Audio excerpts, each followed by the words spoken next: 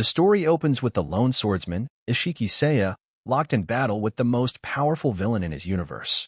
Seiya was a warrior of unmatched strength, fearless in every way, save for his own parents. With a determined voice, he declared the beginning of the battle, cutting down the dark servants of the sinister enemy. But this time, he wasn't alone. Fighting beside him was his loyal co-commander, the mighty tank Kingo. Kingo, wielder of fire, saw that Seiya had cleared the way. Without hesitation, he heaved a massive boulder and hurled it at their main foe. But the Overlady was no ordinary adversary. Raising her hand, she shattered the firestone into dust. She dismissed them as nothing and warned them not to get overconfident. Unflinching in her cruelty, she launched a torrent of flames at them without a flicker of fear. Just in time, they were saved by the Ice Queen, who summoned a powerful ice shield to block the searing fire. Mage Hosa appeared as their savior. Looking at them calmly, she advised they take it easy for a moment. Stepping forward, she handed each of them a chilled elixir. Seiya thanked her and asked her to keep helping. Even with the shield, the damage had been intense. Suddenly, Abe's assistant Dyro appeared, offering healing potions to both of them. Seiya responded enthusiastically that was just what they needed. After drinking the elixirs, Kingo turned to Hyeth and asked if he was ready. Hyeth arrived following Dyro's words, expressing his gratitude. He was now prepared to finish the fight once and for all. With no hesitation, Hyeth charged into battle, launching a flurry of devastating strikes. The demon, stunned, couldn't even comprehend where such power had come from. The very next day, breaking news spread through the city. The S-rank White Lotus Guild had defeated the Fire Furnace Demon King. The people erupted in celebration. The victory felt almost unbelievable. But their origin story still echoed. The monsters had first appeared nearly 200 years ago. And one remained undefeated, the supreme monster demon with 7 bodies. The chief explained that even destroying one part of it would be considered a miracle, a feat spoken of only in fantasy. But the warriors had decided to visit the city this day, and the main one said that all the members of the White Lotus Guild group were with them now. The residents were very happy to see their winners and shouted their congratulations. Hyeth went on television and said that it was all thanks to the support of people from all over the world. And even they are all S-rank hunters, however. Suddenly, a man came up to them and asked the guys how they became so strong. Hyeth decided to answer them and told them that it was all thanks to daily and hard training.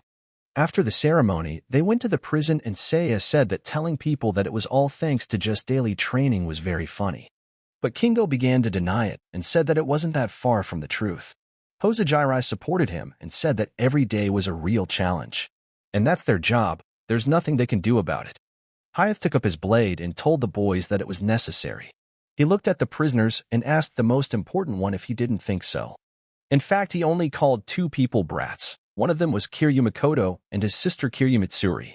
But Hyeth changed his mind and said that he shouldn't have called them brats, for it was disrespectful. And thanks to them they became stronger, so he is grateful to them very much. And with a swift movement of his hand he cut off the head of one of them. But he realized that chopping plants, slaughtering animals, and killing people didn't give experience. According to the rules of leveling up, you have to defeat monsters. But there are also exceptions to this. These are people who live this life without dying. After they cut something off, it heals immediately. Hyeth continued to chop his head off time after time, and suddenly the system said his level had been raised. The guy said that if you defeat them who endlessly revive, you could endlessly level up, and excitedly showed that there was nothing easier than that. After all, with each attack, body parts heal anew. After Hyeth, the rest of the guys started the promotion. One of them turned out to be Tank, who applied some fire fists. And Hosa used her power of magic on the girl, which destroyed Mitsuri alive, leaving behind only small bones. And after them, Dyro's assistant, who used his potion on the girl, took over the promotion, and Seiya used the oldest method on the guy and only applied fist attacks. The system immediately told them all that their levels had been raised, and so all night long, they tortured the immortals and increased their levels. Hyeth said that they had a great workout today, but Tank replied that it was clearly not enough. He wanted to get even stronger. The mage also replied that it was true, that he had a lot of stamina, though he was a fool. She was tired. But Seiya was satisfied and said that he was personally bored already and would now go get a drink. Seiya suddenly noticed something strange and asked Dyro what was wrong. The assistant replied that he had not been able to collect data on poisons as well as he would like lately, and they die so easily. Seiya listened to the aide and said he was so serious and offered to have fun for once. Dyro replied that it was fine, and walking over to the girl replied that he was having enough fun as it was. But with his doll, they had already tried almost everything. And everything seemed so monotonous to him lately. And suddenly Chayat looked at the girl and saw that there was more to come. And approaching Dyro, he said that it was possible to use the girl's pregnancy. Dyro, hearing such words, immediately drooled. Dyro got very excited and told Hyeth that everything was right, and he was a genius. And he too had only thought about killing all the time. Dyro asked Hosa to apply her hypnosis to his doll. The mage didn't refuse him, and did his request. She pointed her staff directly at the girl and applied Lust Awakening. Seiya, hearing their plan, turned around and said that in that case, he would participate as well. But Hosa didn't like that and replied that men were just idiots. But Hyeth ordered her to divorce the seal of that freak too. Hosa asked with surprise, why? Hyeth told the guy that when his sister is being tortured right in front of his eyes while he himself is chained up and can't do anything, it's very boring. And wouldn't such a show be more spectacular? Hosa released the guy and replied that she understood. Makoto was surprised that the chains had been broken, and turning to the side he saw it was people picking up his sister and carrying her into another room. Makoto was shocked at what he saw and asked them to stop, and ran to save his sister. But Hyeth left him no chance for him to approach them and used the sacred spear, cutting off his arm. Hyeth started laughing and said that the guy had a very frightening expression on his face. And today he will give him a special place with the help of sacred element magic. After all, fire and blows don't work, but what about a special technique for immortals? Makoto replied that it would hurt more than usual, because regeneration would be many times slower, and he would curse him. And a scoundrel like him will be finished sooner or later. But Hyeth did not listen to him and slashed his neck with his sword. Hyeth told him to shut up, and talking is forbidden during the show. Don't the brats understand that? And if he's going to curse, let him curse the fact that he was born with such a body. That's right, descendant of the immortals. After all that, Seiya told Dyro that it was time to go already. He has to appear in the foreign media tomorrow, so there will be a fuss. And before he does, he must remember to feed the chimera. And he's the only one taking care of this disgusting creature. Dyro asked, isn't she cute? And Seiya asked in response to the guy, what about that brat seal? After all, if you wake up Hosa at this hour, she'll definitely kill them. He doesn't have the ability to destroy iron doors, so if you lock the lock, you'll be fine. At that moment, Makoto felt only pain in his body and couldn't even move.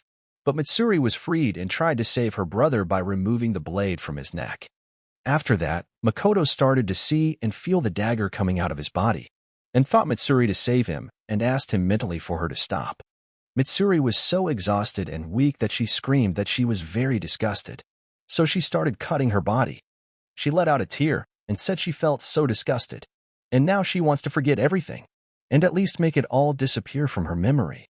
After a large number of stabbings, she was tired and lying on the floor saying she wanted to change her body completely. Mitsuri had already turned to her brother and begged him to do what needed to be done to her. Of course it would hurt more than usual, as regeneration would be slowed down. And with the sacred spear, he could put his sister out of her misery. He told Mitsuri to chop off his limbs. Mitsuri heard her brother's orders and proceeded to cut his limbs. But Makoto realized that even with regeneration, the pain would not go away. After all, in immortals, the ability to regenerate is only fully restored after their death. Suddenly, Mitsuri said she couldn't chop, and asked her brother for forgiveness. Immortals who cannot die, do not regenerate, and cannot lose consciousness are doomed to eternal suffering. But Makoto told her to try again. Mitsuri heard her brother's request, and apologizing tried to chop again. After a lot of work, Makoto said that well done, and all that was left was to pierce the heart and regeneration would resume. Mitsuri picked the right angle to strike, and stuck the blade right into her brother's heart. Suddenly, a huge and bright light suddenly appeared, which was so beautiful that Mitsuri didn't realize what was happening. And then Makoto received a notification that his level had been promoted. Mitsuri realized it was her brother's level, but she didn't know how he had promoted her. Mitsuri asked her brother if he understood what it meant, but Makoto was frightened and answered his sister that he didn't need to. It's not a solution. Mitsuri told her brother that he misunderstood her. She wouldn't do it. The two of them would do it. Avenge them for everything they've been through here. Makoto had fully recovered and agreed with his sister, and suggested she do it too. After that, the brother and sister started killing each other, and each time, their level got higher and higher. Each time, they didn't stop or hesitate, for it was all for revenge.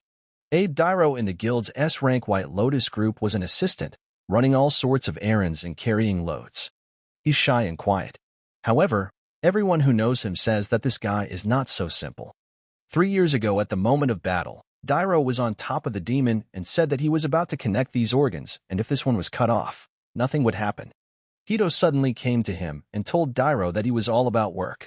And that's not a bad thing, but wouldn't he like to explore something more interesting? Dyro asked with surprise, something more interesting? And he doesn't usually go to this room, at the very back of the guild. But upon entering that very room, Hito told the guys that they probably don't crave fame. The guys asked Hito what he was talking about. The guy replied that from now on, the choice is up to them. And they will receive a glory that mankind could never dream of, but to do so they will have to become prisoners of darkness from which there is no escape. And of course it was up to them alone to decide whether to go with him or not. The tank immediately jumped up and replied that whether it was glory or darkness their path was the same. Hito thanked them and offered to guide them to the future, which leads to glory and darkness. Dyro thought, who would have thought that there was such a huge secret cellar here? But it's also said that this place was once a prison where the force that opposed the guild was kept in confinement. But he didn't even know there could be confinement here. And even the most popular guild has its dark sides. Dyro asked the man in charge what he was even going to show them. Hiro wrote the password and told them to shut up. Opening the door, he introduced the two immortals Makoto Koen and Mitsuri Tion to them. The boys were surprised and told him that it was wrong. But Hito told them not to worry. Outwardly they are like normal humans, but their blood is different. And this is a brother and sister from a tribe that everyone had long ago thought was extinct. Hito decided to show them something, and pulling out his sword cut the guy's chest. The guys were shocked, because they saw with their own eyes that they were regenerating. And do they really still exist? They asked. Dyro said that it was certainly amazing, but what did it have to do with fame? Hito opened his phone and replied for them to look at it. And here's the level measuring app they used when joining the guild. And it calculates rank based on the total body strength and magical energy sufficient to resist monsters. One wouldn't be allowed into the White Lotus unless he had level 20 or a rank. And then Hito revealed that he was already level 50. When the guys saw that he had level 50, they were shocked and couldn't believe their eyes. Hito said that according to the rules, you can only level up by defeating monsters. And you have to be very careful not to die. But if you take advantage of it, the level rises with unusual ease. And after stabbing the girl, his level was immediately raised. Hito turned to Dyro and asked, "Is something wrong?" The guy raised his head and replied that it was just awesome, and immediately pulled out his knife. Dyro grabbed the girl and said that he had been dreaming about this for a long time, and the structure of the human body, its contents, its organs.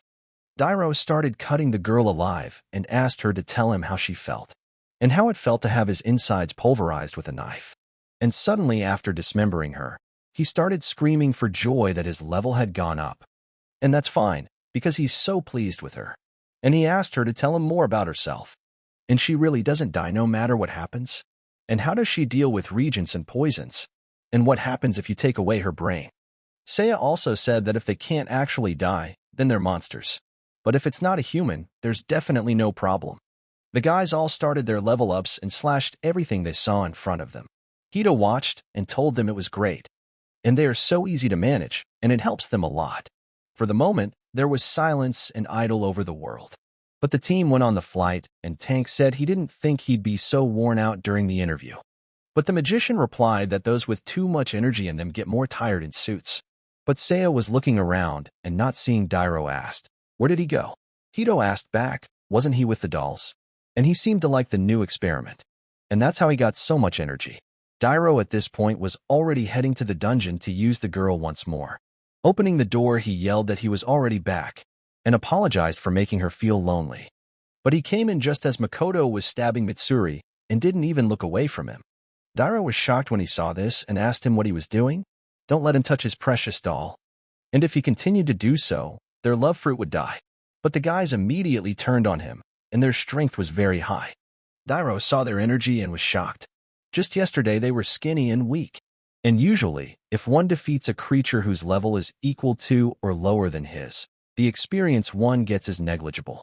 But if you kill a critter whose level is higher, the amount of experience you get is multiplied. So they decided to kill each other to raise their levels. Again and again, over and over again. And this accelerated process continuously raised their levels. And after each blow, their bodies changed so rapidly. Dyro was frightened and thought, what kind of monsters are these? And anyway, he must do something. But Dyro was trapped with the bars behind him and had no choice but to run away.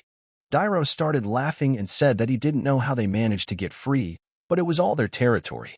They didn't think it would be possible to escape like that. Dyro went to the button, and immediately his fist shattered the glass with fear and pressed it. Suddenly a dragon appeared beside him, and Dyro said that he would kill the guy so that he wouldn't even have a thought of running away. And now they could meet his chimera Tion. But Makoto wasn't even intimidated by that, and he told Mitsuri that it was time for them to start their revenge. Makoto looked at him and said it was a chimera, but Mitsuri was frightened and turned to her brother.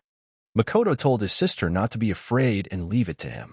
Dyro started laughing upon hearing his words and asked if he even realized what was going on. 2 against 1 is simply impossible to win, and told Hemmer to calm down. After all, he's just food, with the ability to regenerate. And he'll be sure to give him the opportunity to get plenty of them. And after all, they're just toys to draw experience points out of. And of course it would be better to have them chained up and silent. And it might even be fun to let Chimera have some fun with her. And I also wonder what a child from a union of Chimera and Undead would look like. But Makoto saw the look in his sister's eyes and put his hand in front of her, telling his enemy that he would pay for everything. Dyro answered him to just try it, and called food on legs at the end, and gave a wave to Chimera.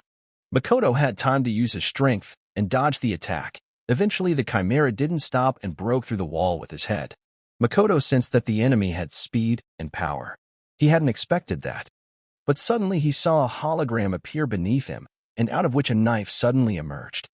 Makoto managed to dodge, but putting his arm up injured him. Dyro showed up and told him not to run away. What's with all this unnecessary movement? But there was a skill. When going to a new level, they could sometimes get special skills. And their content varies according to profession, experience, race, and so on. And Abe Dyro's profession is a handyman. He's so named because he can do literally everything. He has skills such as item master, alchemist, monster tamer, and he has also mastered the assassin's technique. Also, his skill is creating warp portals that connect this place to other spaces. And these portals, in addition to helping you get the items you need, can be used to conduct accurate liquidations, a rare and valuable skill. And he also has combat power enough to defeat a demon king, so he was accepted into the S-rank guild. Makoto continued to fight the Chimera and was getting a bunch of wounds from his claws because he hadn't found his weak spot yet. But suddenly the Chimera used her tail, and grabbing Makoto under his legs lifted him up and ripped out both of his arms. And after that, he threw him right into the wall, leaving behind only body parts. Dyro started laughing and said that no matter how much he leveled up, he would still be trash with the only regeneration skill. And he's just a puppet, a toy to pump them up. Mitsura went out to look and didn't see her brother. At this point, Makoto was recovering and said that he understood everything. But Dyro was a bit surprised and said that with their level they couldn't handle him. Immediately, Dyro decided not to play with him anymore and ordered the Chimera to eat him to the ground. The Chimera heard the order and immediately opened its huge mouth and devoured the guy. Dyro told him it didn't matter how much he regenerated. He couldn't escape the Chimera. But suddenly everything changed, and Dyro was a little surprised at what had happened. The Chimera was standing over the guy at this moment and suddenly plopped down on the ground, slowly spitting out poison from its body. Dyro walked up to him and asked what was wrong with him. But Makoto said he was trying to instinctively avoid her, but there was no need for that now. Dyro got angry and yelled at the guy that he had killed her. And since he did that, he would have to die today. And he started stabbing him on both sides. Makoto told him to stop bleeding already, or Dyro had decided to die already. Dyro asked the guy, what the fuck was he even talking about? And what the fuck is that shit in his hands? Immediately everything changed and Dyro fell to the ground. He couldn't move from the pain and screamed that he was burning. Makoto had previously obtained the poison skill. This skill turns anything into a poisonous substance. And in this case, it's his own flesh and blood. Dyro asked how that was possible. This skill is different from regeneration. One could not obtain skills that were not unique to his race unless one trained them. Makoto asked him with surprise, train him? After all, Dyro himself had tried to poison him so many times. Makoto cut his hand open and letting the blood drain off, said he would give him back all of his poison, and completely started watering him down. Dyro was already exhausted and was asking the guy to stop doing that. But Makoto replied that they had taken away his peaceful life. Did they stop when they were begged for mercy? And if he was the only one suffering, but what they did to Mitsuri, to his sister, Makoto gave him no mercy and started beating him to death. Dyro was already at death's door and only asked for help. And then Makoto used his regeneration skill. After restoring it, Makoto asked why he did that.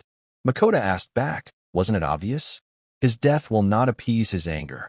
After all, he himself had asked them before, how did it feel to have a knife turn their insides to mush? And now it was time to find out. And this is called karma. And after this day he will understand the meaning of this word, with the help of his own body. It was near evening when the team returned and seeing the lights in the house asked if Dyro was still having fun. Seiya replied that he was probably doing his experiments again. Hayat said that was fine and asked the guy to get Dyro over here. After all, it was time to celebrate the victory over the Demon King. Seiya went down to the basement and seeing all the slain creatures asked what had happened here. Seiya walked up to the guy and asked what happened. But looking at the wall, he saw that the Immortals had written that it was retaliation. And outside the doors they left Dyro, who was completely cut up and hung from the door. But Shikaro Kingo was a martial artist and the strongest member of the White Lotus Guild. It is said of him that he is a man with a huge heart, capable of laying down his life for his associates. But only those who know him personally know that his true nature is bottomless malice hidden behind a mask of nobility. When his allies saw Kingo, they said he was really cool, and they too dreamed of having a body as strong as his someday. But Kingo told them no matter how much they practiced, they would never reach that level. Even their greatest efforts would be in vain. But this body is made by hard work. But told them to keep practicing in the same spirit. But seeing his back, they started saying that Kingo is huge as always. But the guy answered them that he wouldn't stay away either and would try his best. But Kingo knew that effort didn't always produce results right away. Still, he had said 1 year ago that if his efforts had yielded the same results, but there was no better method of training than this. After each kill, his level kept getting higher and higher. But Kingo said that just killing defenseless monsters made him stronger, and there was nothing easier than that. Recently, however, it's been taking longer and longer to raise the level. And what he believes is inevitable at this level. If he stops responding at all, the fun will turn into a chore. Every time he beats a guy to death, he asks him if he hears those words. But Kingo raised his fists in front of him and said there was no choice. We'd have to make him scream. He proceeded to go on his high kick and said that today they were able to break 200 ribs. What an accomplishment. And as he continued his beating, he asked him to try harder and scream louder. And his voice was made for screaming.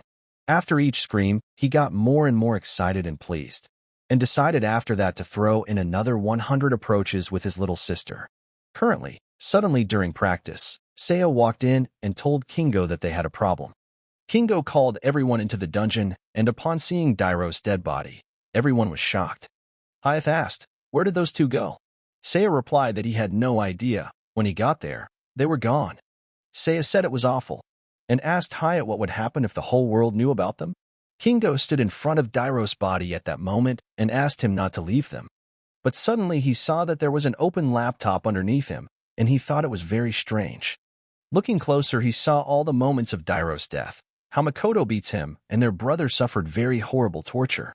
Hyeth pulled his blade out without thinking for a long time, but the guys saw this and asked him to stop. But the boy didn't listen to them and cut off Dyro's head. Kingo didn't like it and took the chief by his shirt and asked what he was doing. Hyeth replied that he was doing a favor. Even if he survived, it would only prolong his suffering. Seiya walked over and told Kingo that Hyeth was right. He wouldn't be able to last much longer in that state. The mage also said that Dyro had been brutally tortured and no magic could heal him. Kingo heard their words and started pounding the ground with his bare fists in anger at the loss of his best brother. Kingo couldn't believe his eyes and promised that he would kill them all and abuse them for a very long time. Seiya turned to the older man and said this is crazy. Hyeth came to his senses and asked the guy, is something wrong? But they must announce to everyone that Dyro, the hero who saved the world, has fallen, and they must do it. Seiya replied that he understood and asked if he could start by burying him. Hyth replied that no, and have him prepare everything for the broadcast immediately. At this time, Makoto and his sister were already in the forest and running so fast that no one would notice them. But suddenly Mitsuri couldn't hold on and fell to the ground. She said that her legs were no longer holding her up. Makoto understood and suggested she take a little break to regain her strength. Mitsuri couldn't believe it and asked if they were able to escape. Makoto replied that yes, and it was like that. Mitsuri looked up at the sky and couldn't believe that they were able to escape from that hell. Makoto comforted her and told her that everything was okay now. And this time he swears that he will definitely protect her. After a deep night, Makoto couldn't sleep, but Mitsuri was so tired that she fell asleep on his legs. Makoto asked his sister if she was asleep yet, but when he saw her eyes closed, he thought she was exhausted. But Guy thought and realized that he didn't know when these things would find them, and he had to be on his guard. Mitsuri couldn't hold back anymore either, and he wanted to sleep very badly, but he can't let that happen. Suddenly his senses didn't fail him, and felt someone running down their trail and heading towards them. Makoto immediately stood up, thinking that he can't be wrong. He can feel the presence of evil. But he realized that Mitsuri would only be safe here, and he's going to go check it out now. Climbing up the tree, he saw that there was an apartment building next to them, and he already realized that they had managed to find them, and they must be spotting him soon. After those words, that's when he felt someone plunge a knife into his throat. Going down, Makoto stood up and wondered who they even were. But he was surrounded from different sides and all the warriors were strong. One of the mercenaries asked, "Isn't that the guy? But there doesn't seem to be a woman here yet." The mercenary got very excited and replied that 500 million for kidnapping one person, it's all so easy. The mage girl decided to suggest to them that they should finish quickly. So she used her enhancement and channeled all the energy right into the mercenaries. They were immediately energized and ready to get to work. Gromala decided to try out his enhancement and immediately flew with his bat and smashed it into the immortal's head. The thug said it was too easy, but Makoto just grabbed his head and leveled him. The others were in shock and didn't know how this had happened. The magician asked, wasn't he supposed to die? Makoto turned to them and asked if they had been sent by the guys from that particular guild, but he got nothing in response. Makoto said that whoever they were, they shouldn't believe them. After saying that, he immediately vanished from their sight. The thug was very surprised and asked his friends where the asshole had gone, but Makoto used his speed and quickly kicked him in the ass. Cutting down the biggest guy, he said that anyone who dared to show hostility, no matter who they were, would end up being his enemy. The mercenaries were not frightened by his words, and all at once climbed on top of him and cut off his limbs from different sides. But Makoto simply picked up his severed arm and leaned back on it to rebuild it, and then flew off to destroy the mercenaries. Slashing one of them and grabbing the other by the head, he began to strike hard and powerful blows. And turning around, he saw that she was the only one left. The mage was shocked and hadn't expected it. But she didn't lose her head and used purple lightning. Makoto couldn't react and took it all on himself. The mage was happy and said that no matter how fast he was, he couldn't avoid being struck by lightning. But when she looked in front of her, she saw that he was still intact. She started sending attack after attack and asking who he was. But even after those fiery attacks, Makoto simply stood up and headed towards her with slow steps. The mage got scared and started to run away. But Makoto told her that he wouldn't let her get away. And after all that, he took off their clothes and hung them all on a tree. Makoto looked down at himself after he had changed and saw that he looked pretty good. And he had kept them alive after all, so it was a small price to pay. Immediately afterward, he headed for his sister. But coming under the tree, she opened her eyes and saw her brother. Makoto apologized for waking her up. The sister replied that she hadn't, and that it was fine. But where did the brother manage to get those clothes? Makoto replied that some kind people had given it to him. Mitsuri asked with surprise, seriously? And that's even great. Makoto decided to please his sister and said he had clothes for her too. And after she's changed, it's time to move out.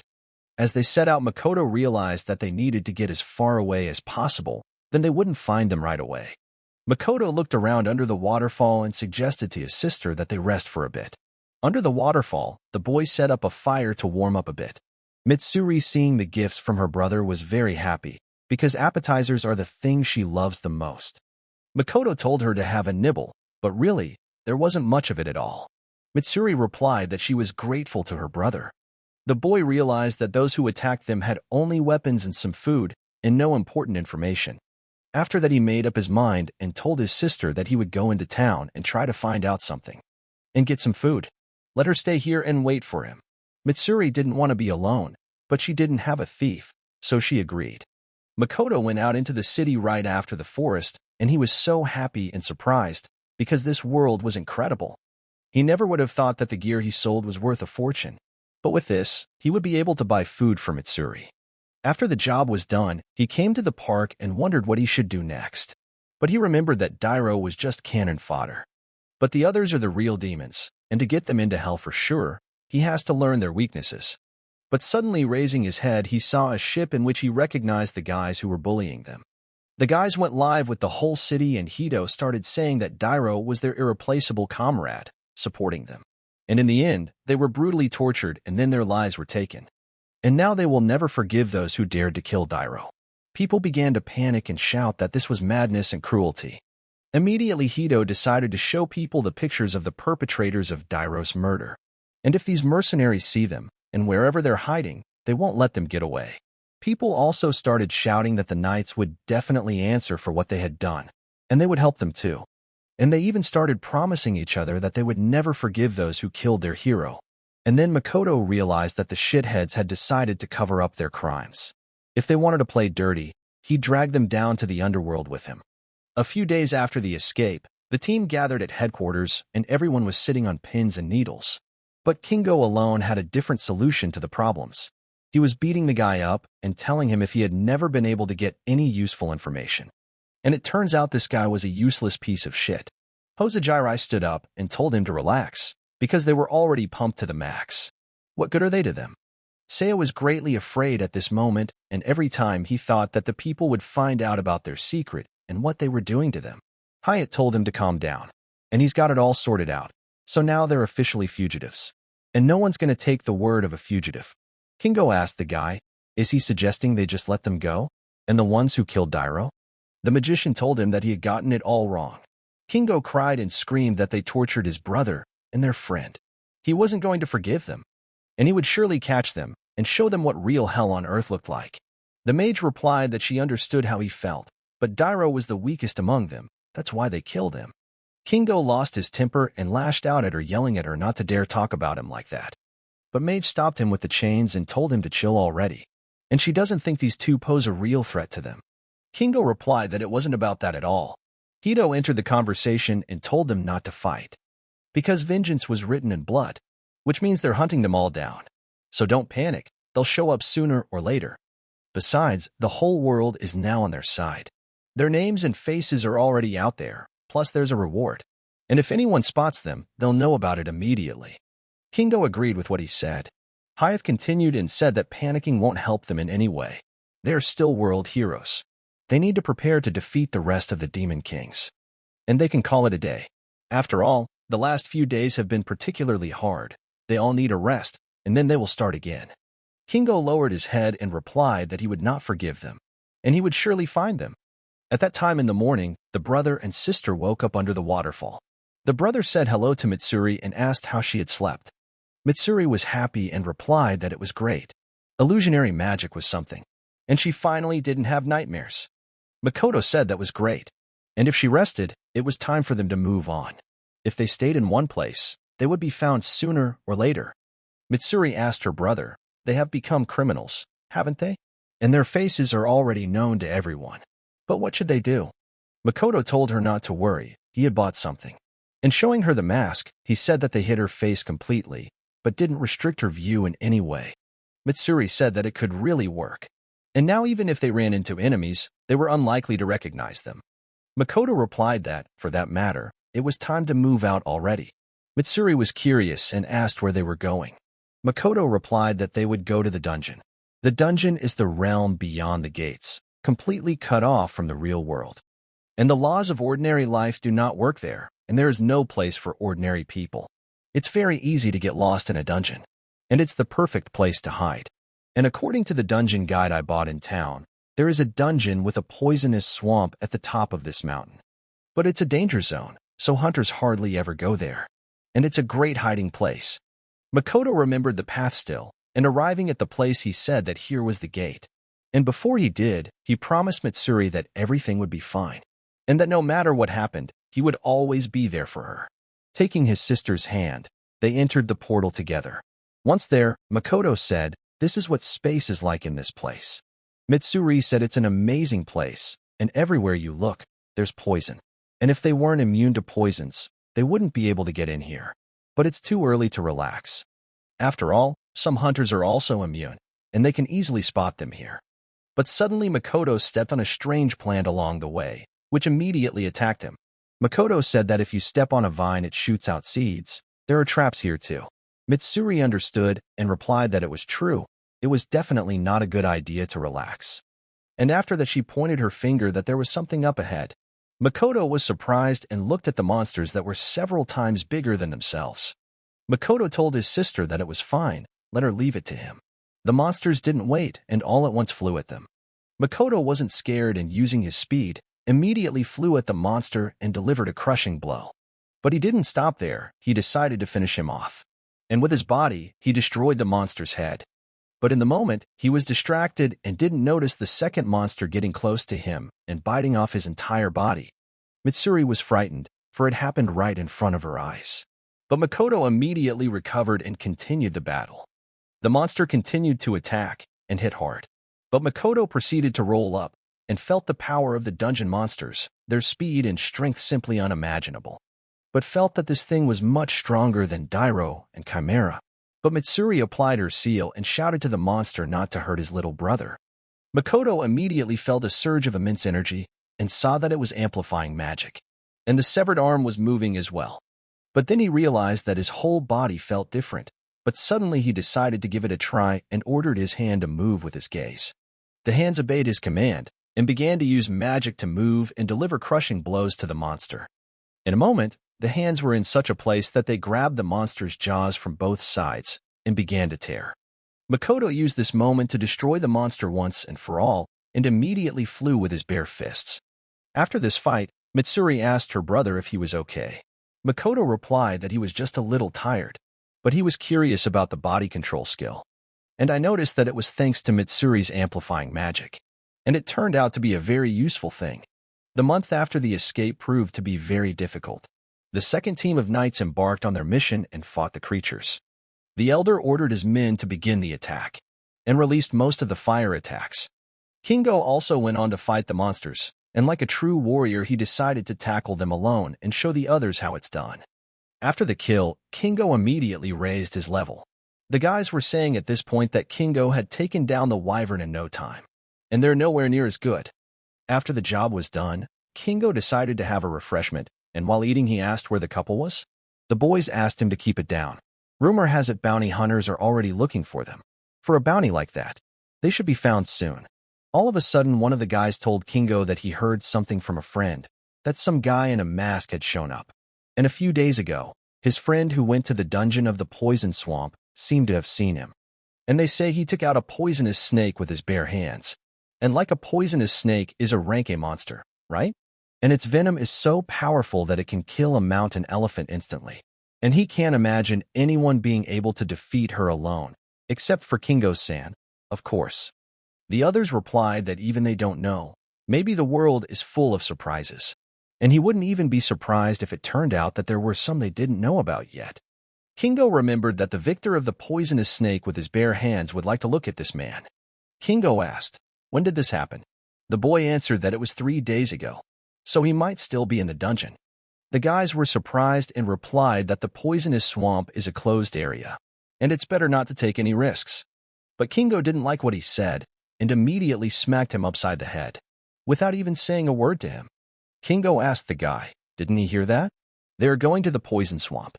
And now, have them start preparing immediately." And even the guy in the mask sounds really interesting. At this moment, Makoto and his sister were still in the dungeon.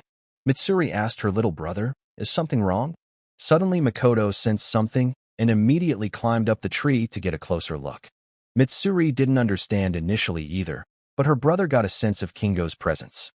Makoto came down from the tree and told Mitsuri that he would be back soon, Mitsuri was scared and asked him not to leave. So he stayed with her. Makoto saw this and told her to calm down. Everything would be all right. They've gotten a lot stronger. And this is their chance for revenge. But don't let her worry so much. Everything will be fine.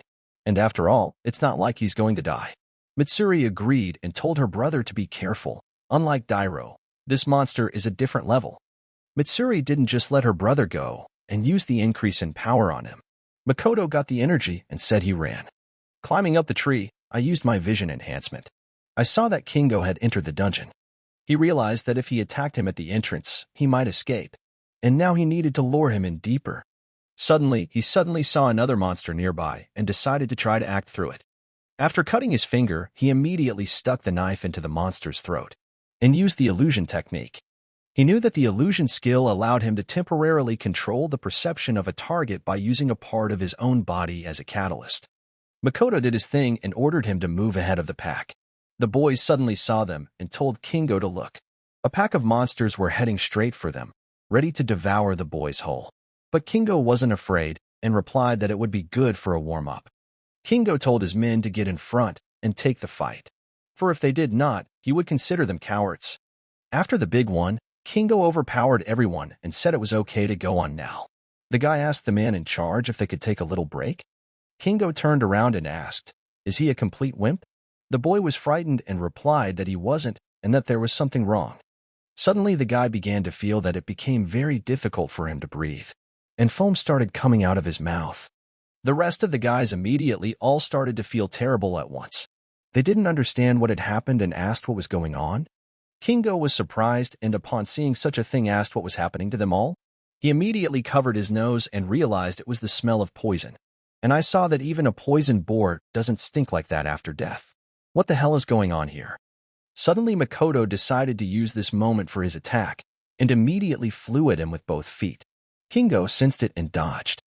Kingo recognized the guy and said that it turns out it was him. But Makoto immediately pulled out his knife and wounded the monster's arm.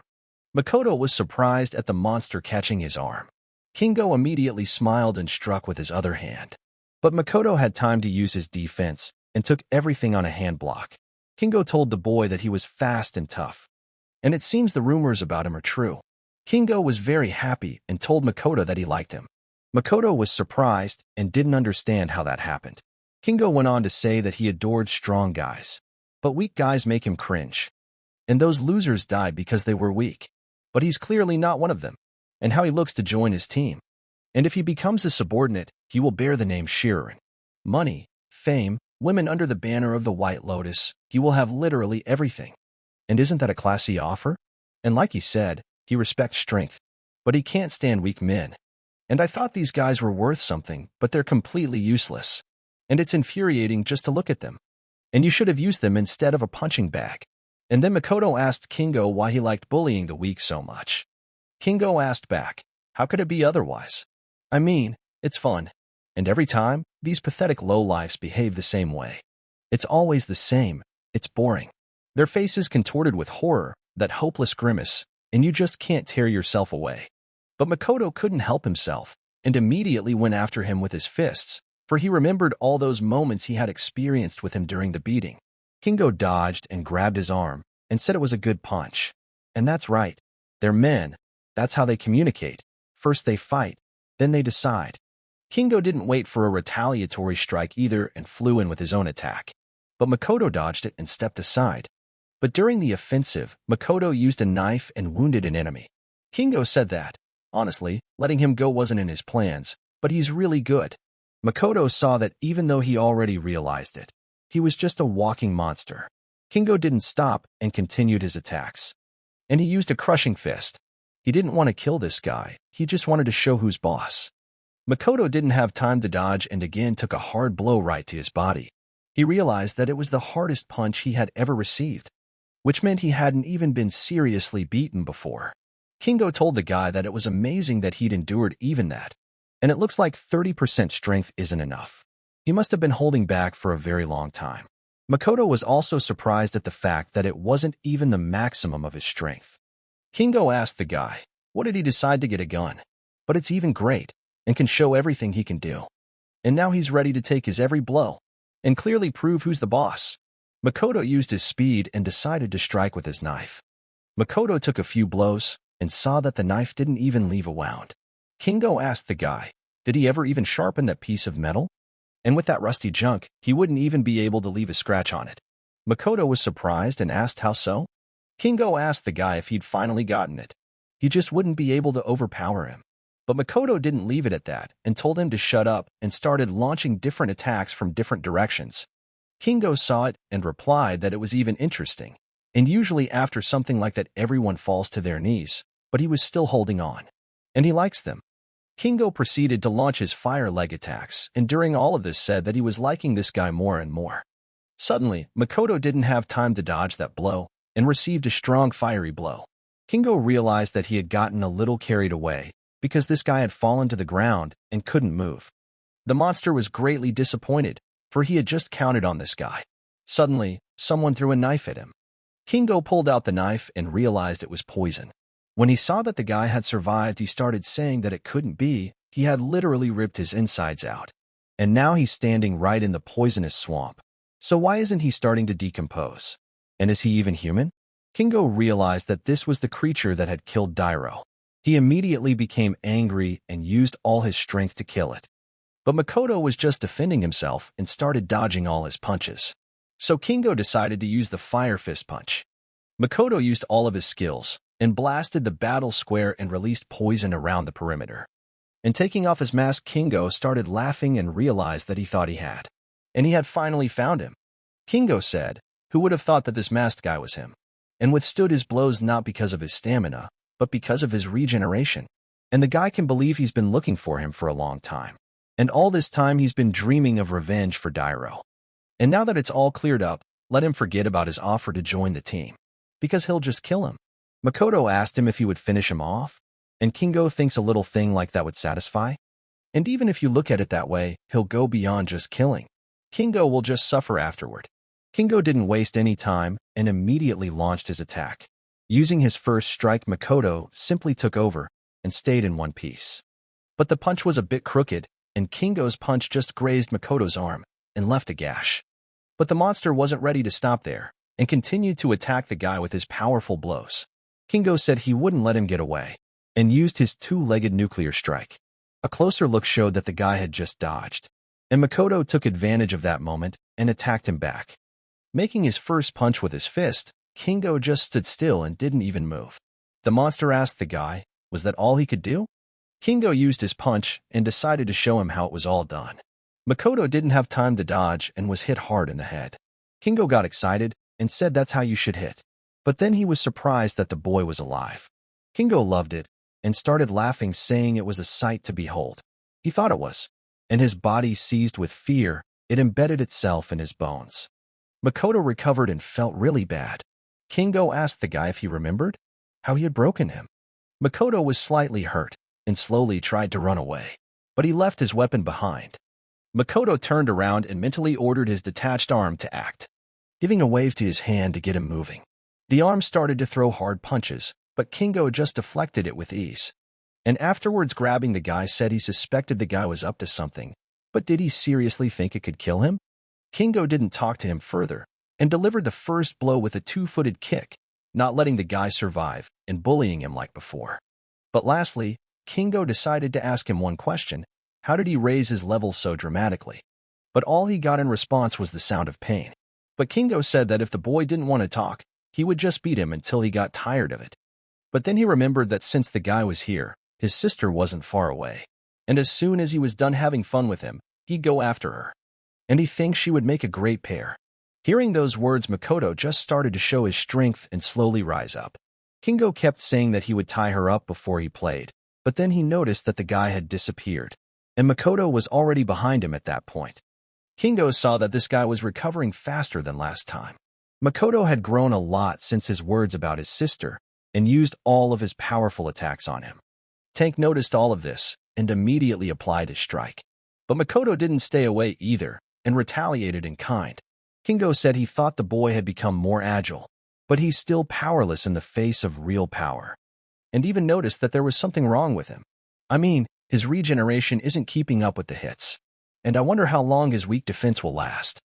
During the last kick from the monster, Makoto had just lost both of his arms. Kingo had told him that all he was doing was defending himself, and he didn't even think he was that stupid. But Makoto didn't say anything back and just smirked back. Kingo didn't understand at first and asked what he was smirking about. The guy replied that he was just thinking the same thing, and it was a good thing Kingo was a dumb pile of muscle. Kingo, hearing those words, was simply surprised and turned around to see that on the floor lay a pile of the guy's arms, which he had ripped off during the attack. Makoto just ordered them to start moving, and then things started moving and Kingo started getting different attacks from different directions. But the blows were so strong and fast that he didn't have time to reflect them. Kingo asked, where did such strength come from? He had just been trembling like a scared puppy. Makoto replied, that's right. The fear is deeply embedded in his body, and does he know what's stronger? It's what's bubbling inside of him right now and completely erasing him. Makoto decided to participate in this game too, and wanted to finish him off with his bare hands. He applied his hatred during the first strike and ended up severing Kingo's arm with one blow. Next, he offered him to see which one of them was stronger. Kingo applied an increase in strength and told the guy not to get cocky. He's just a fucking punching bag. Kingo launched his attack and shouted that he would blow him to dust so that he could never recover again. Makoto saw this and applied his limbs to get them together. And reuniting with them, he showed his huge and powerful arm. And flying back for a counterpunch, he used his huge arm against Kingo's arm. Having disabled Kingo after that blow, Makoto asked him how would he be in his place? The pain, the hatred, the fear they had endured, he would burn it into his memory and into his body. After a week of battle with Kingo, Seiya and Hito were at headquarters. Seiya asked how the preparations for the next battle with the Demon King were going. Hito replied that they were almost done, and they would have to work even harder if they wanted Dyro's share. Suddenly, Seiya asked, who was Dyro? Hito initially didn't understand his question and froze, and asked him what was he talking about. Seiya remembered Dyro and replied that he was joking, but Hito said that somehow it wasn't very funny. Suddenly he asked, had anyone seen Kingo lately? Hito replied that he thought Kingo was still chasing that couple. Seiya said that those were his best punching bags. The guy confirmed and replied that it was true, but Seiya told him not to worry. Kingo would be sure to bring them back. But Hito replied with anger that these two made him so nervous, and when they came back, they'd be in for a world of hurt. But suddenly the man came running in and addressed them. Hito asked him what was wrong. The man replied that a parcel had just arrived. He couldn't tell me what kind of parcel had arrived and decided to show me himself. Hito was the first to run into the pestilence and yell at everyone to disperse, and asked what happened in the first place. The magician asked him what he thought might have happened. He'd better let him see for himself. And then Hito looked and saw that the package contained only Kingo's limbs, but he recognized them only by their tattoos. After that, they immediately went to the headquarters. The magician used her abilities and said that it wasn't a fake. It's really Kingo. The mage asked with surprise, someone had actually been able to kill him? But who was even able to do that? Seiya thought for a moment and replied that he didn't know how much effort it took to cut off his hand, or how much you had to hate them. And then he remembered that Kingo had been chasing those two, and it turns out that was their job. Hito asked, how did they beat him? Seiya replied that, honestly, he had been confused about something ever since Dyro's death. But if you looked at it that way, Dyro was weaker than them, but still not weaker than the average hunter. And now Kingo, he was one of the strongest in the world. And these two were clearly pumped up. Hito said it had been a very short time. But how were they able to become so strong so quickly? Hito asked, and how did they get stronger? Seiya replied that of course, but they were stupidly killing them over and over again, gaining experience. And then he realized and said that couldn't be true. Hito said that the higher the level of a target, the more experience he got for killing it. And I guess they were just killing each other, raising the level in record time. And until they were strong enough to take revenge on them, the magician shouted that it was impossible and suggested that they calm down. And with Kingo, of course, things got ugly. But now they had to decide what to do next, and told Seiya that she had cast a spell on him to calm him down, and he should get some rest. Seiya turned around and replied that he would go get some rest, and Hito asked the mage if she could leave him alone for a while. The mage turned around and replied that it was no problem. Hito walked over to the package and raised his hand, thinking, did they really think they could scare them with this? They sent them this garbage, and they fancy themselves great avengers, but it's even a little bit cute. And he's of course impressed that they were able to overpower Kingo, and saw the red eyes and said they were so naive it's even funny. Cracking his eye, Makoto felt the pain and said that they had already found him, and he wished he could get a better look at their hideout, but that wasn't the point. Mitsuri's safety is more important, and it's time to head back already. And at least I managed to stop by the store while I was sending them a gift. And eating the local underground delicacies wasn't a good idea, even with poison protection. And besides, now he has clothes with shape retention charms. And hopefully it won't get torn or stained. And he found more toys. And he can't forget his present for Mitsuri since she's waiting there alone. At this point, Makoto just decided to head for the dungeon.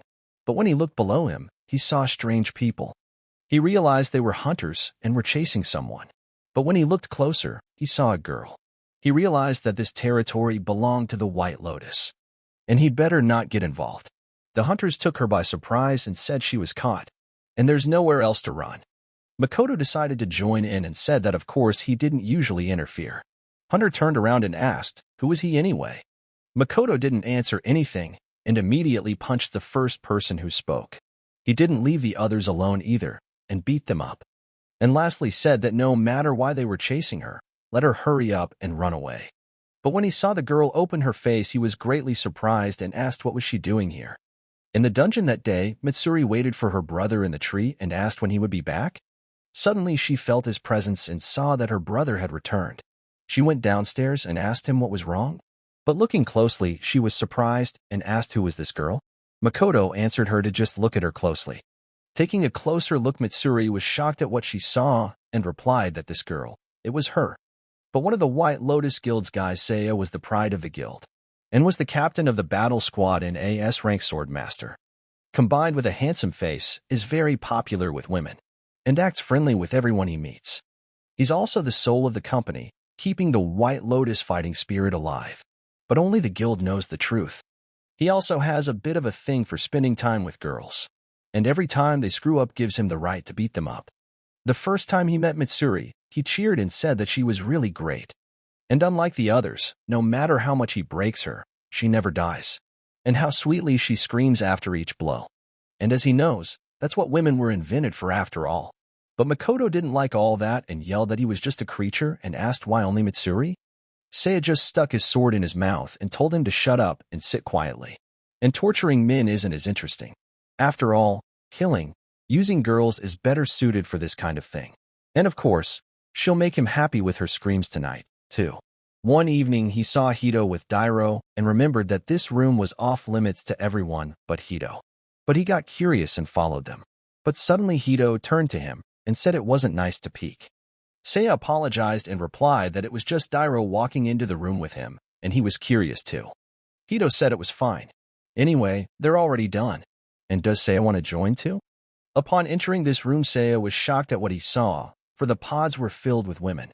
Dyro said immediately that Hito had asked him to create clones of Mitsuri. Seiya was surprised and asked in amazement, clones? Hito replied that yes, she does. It has the ability to regenerate. If they can mass-produce it, it will pump even faster. And they put White Lotus money into it and used Dyro's genius. But it didn't work. And the generation was incomplete, only enough for 10 deaths. And they don't give experience. Dyro also said they tried to finalize the design, but it didn't work out. So it's easier to throw it away and forget it. Seiya asked the guy, would he throw them all away? Dyro replied that yes, the real one was much cooler. And just use them and throw them away. What's the interest if they can't even react properly? Seiya took a closer look and replied that it was even curious. And he told Dyro to give them to him. Dyro says no problem, but he warns they're really useless. They have no will or emotion. They're just effective puppets following orders. Seiya liked that a lot and replied that it was perfect. Dyro got curious and asked the guy, does he have a thing for dolls? Seiya answered him that he just didn't understand. And he doesn't like dolls, he likes her. To cherish her, to break her, to play with her as he pleases, and turn her into a tool for pleasure. And bullying everything she has, all her rights, her existence is all his now. Hito listened to him and said it's not even an obsession, it's a total addiction. And he's as good as ever. He's the best shit he's ever seen. Makoto brought her into his house and saw his sister getting scared. He asked Mitsuri if she was okay. Makoto asked the girl, What's the output of all these clones at Ishiki's disposal? The girl replied that yes, but she didn't know all the details, but so far he had about a dozen of them already in use. Makoto said, judging from what she said, clones don't have emotions. But she does. But why did that happen? The girl lowered her head and answered that she didn't know herself. It was just that when she happened to see them on TV, she felt warm inside. And then she realized her hatred for Ishikiya Seiya. At that moment, she realized what emotions were and ran away from his mansion. But there are still others like her in his mansion. And right now, they're the only hope at the moment. Makoto told Mitsuri to think, what if they use clones to take out Ishiki? Mitsuri was surprised and asked her brother if he even knew what he was saying. He replied that he didn't even realize that clones had emotions. And next to them, he is vulnerable. This is their chance to kill him. Mitsuri was scared and asked, what if Seiya finds out about this? Does he realize what will happen to them then? Makoto replied that at best he would just kill them. Mitsuri got angry and slapped her brother. Mitsuri told her brother that these girls didn't choose to be born or not, but they are living beings. And he doesn't like the way he talks about them using them, sacrificing them. Is he even listening to Celia right now? And they're made from his cells, they're her little sisters. And if her sisters are asking for help, shouldn't they help them? Makoto shouted to Mitsuri to think, if they have a clone, they know where the mansion is. And they can sneak in there. It's the perfect chance for revenge. Mitsuri asked her brother if he really wanted to do what they did, use people for his own gain? And then how are they different from them? Makoto realized his mistake and replied that no, that wasn't what he meant. Mitsuri told the girl that they will definitely save them, and that Ishiki, who thinks they're trash, will die. She'll tear him up with those hands. Makoto looks over and says it's time to move out, and he apologizes to her for scaring her. They'll definitely save them. Mitsuri rejoiced and thanked her brother for his words. Immediately they went to the city. At this moment, Seiya was cursing at his house and asking what was going on here. And why did that brainless doll suddenly run away? And why the hell didn't anyone stop her? And what were they doing in the meantime? Have them go and bring her back immediately? After Seiya gave them orders, they tracked down the runaway and caught her. After capturing her, one of the girls said that she had found her. The girl used the taser to knock the girl out and reported that the target was captured and it was time to return. At this time, Makoto and the girl were following them, and the guy said that they actually chased her when she ran away. The girl replied that it looks like it. And if they figure out it's an original? Makoto replied that there was no need to worry. Mitsuri wouldn't give up that easily. And all the more reason for them to follow. Arriving at the location, Makoto and the girl hid behind a tree in front of the huge house. Makoto said this is what Ishika's mansion is like. It's even bigger than he imagined. The girl replied that their job was to maintain the place. And she asked her brother, what is it? Makoto replied that it was his ear. The girl was surprised and asked what other ear? The guy replied that he had applied a body manipulation skill. And if she kept it to herself, he could hear what was going on inside. And if something went wrong, he could react quickly. Mitsuri was happy and told her brother that she understood. Using his ear, Makoto told Mitsuri that he was counting on her. The girls brought her home and told the owner that they had caught number 10. Seiya asked the girl, did she think she could pull shit like that? And why the hell would she want to run away? The girl replied that she was apologizing. She noticed someone suspicious outside and decided to follow him. And she got rid of him, so there's no problem. Seiya got angry and said that if she started doing anything without his knowledge again, she'd just die. But Seiya noticed something and said he had an important conversation with Hyota, and have them clean up before he finished. The girl and Mitsuri went to another room and Makoto told them to clean up. And then opening the door, Mitsuri saw a bunch of girls of her clone and realized she was all dead. The girls started to clean up and remove all the dead bodies. But Mitsuri couldn't stand it and saw that it was just wild and too cruel. Mitsuri walks up to the girl and says they need to run, as long as he can't see. But suddenly someone hugged her and asked her why they needed to run. The girls replied that it was also their duty to serve their master. And don't they realize what is going on here? The girls said they're disposing of the bodies. Is that a problem? Mitsuri asked why they think it's okay. And they will never be happy in such a place? And what is happiness to them? And that cannot be. But the girl answered that they are the master's slaves. They have no need for will or consciousness. And they serve on command, take punishment on command, provide their bodies on command. No more, no less. They exist to be used by their owner. Just objects. Makoto got angry and said they were just kidding. That's just nonsense. And this is some kind of mistake. Mitsuri replied that it's not a mistake. It's complete nonsense. Mitsuri couldn't stand it all and just hugged the girl and said that she knew herself better than anyone. And they're hurting, aren't they? The girl suddenly told her to let her go. But Mitsuri replied that no, and she wouldn't let go. And Mitsuri started shouting to the others that they say they have no will, but that's not true. And they also say there's no consciousness, but that's also a lie. And they just don't know how to express their feelings. But that's not a problem. They will definitely help them. But suddenly, Seiya burst into the room and caught them while they were chatting and expressing their feelings. Seiya asked immediately who gave them permission to speak. The girl replied to the host that she was apologizing. But Seiya didn't accept their apology and immediately punched Mitsuri and said she was a defective product that needed to be disposed of. During those blows, Mitsuri remembered everything, and even the times he had abused and tormented her. Seiya was suddenly surprised as well and asked her, "What was that look?" and immediately drew his sword. The girl suddenly turned to her master and asked him to stop. But Seiya punched her too and asked, did she decide to order him around? And they've all decided to act willfully. And now he's had enough. Let them all just die. Seiya just pulled out his sword and headed to attack number 3. But Mitsuri saw this and covered her with his body. Seiya was surprised at that moment because of the fact that she had protected her. And now a clone was protecting another clone. But Seiya tasted the blood on his sword and he found the taste and aroma very familiar. But Mitsuri took advantage of this moment and attacked him with a counterattack. But Seiya reacted quickly and caught her. Seiya was surprised and attacked and said that she was the real Mitsuri, right? Makoto used his hearing and heard them tell him that Ishiki had figured them out. He immediately burst into the room without thinking, and the alarm went off. And Seiya asked the girl, is she waiting for her brother to come rescue her? But either way, he won't get to that place. Mitsuri asked him what he was talking about. Seiya replied that this mansion is just packed with her fighting clones. And besides, they look just like his precious little sister, and even wondered how he would fight them. Makoto saw that he shouldn't fight them, for he would finish them off. So he had to dodge the attacks. But suddenly, one of them caught him and grazed Makoto's shoulder. But then the 10th one came running and hit her. The girl was surprised and asked number 10 what she was doing. Number 10 replied that he was her real big brother. But the girls surrounded them and said it didn't matter. The master gave orders to destroy the intruder. And it didn't matter if he was her brother or not. And for trying to protect the intruder, they too will become the enemy, and will eventually be destroyed.